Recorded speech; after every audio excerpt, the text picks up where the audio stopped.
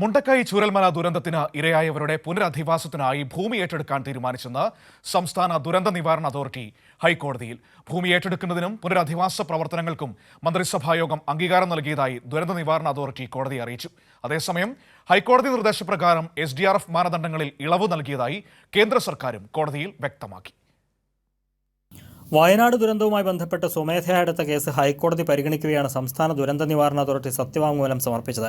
പുനരധിവാസത്തിനായി ഭൂമി ഏറ്റെടുക്കാൻ തീരുമാനിച്ചുവെന്ന് ദുരന്ത നിവാരണ അതോറിറ്റി കോടതിയെ അറിയിച്ചു. ഭൂമി ഏറ്റെടുക്കുന്നതിനും പുനരധിവാസ പ്രവർത്തനങ്ങൾക്കും മന്ത്രിസഭായോഗം അംഗീകാരം നൽകിയതായും ദുരന്ത നിവാരണ അതോറിറ്റി സത്യവാങ്മൂലത്തിൽ വ്യക്തമാക്കി. മുണ്ടക്കൈ ചൂരൽമല ഉരുൾപൊട്ടൽ അതിതീവ്ര ദുരന്തമായി കേന്ദ്ര സർക്കാർ അംഗീകരിച്ചെന്നും സത്യവാങ്മൂലത്തിൽ പറയുന്നുണ്ട്.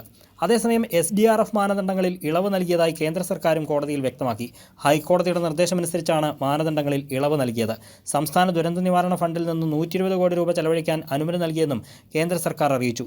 SDRFിൽ നിന്ന് കൂടുതൽ പണം ചെലവഴിക്കുന്നതിനായി സംസ്ഥാനത്തിന് തീരുമാനമെടുക്കാൻ അനുവാദം നൽകിയെന്നും കേന്ദ്ര സർക്കാർ ഹൈക്കോടതി അറിയിച്ചു. തുടർന്ന് കേസ് അടുത്ത വ്യാഴാഴ്ച പരിഗണിക്കാനായി മാറ്റി. കൈരളി ന്യൂസ്, കൊച്ചി.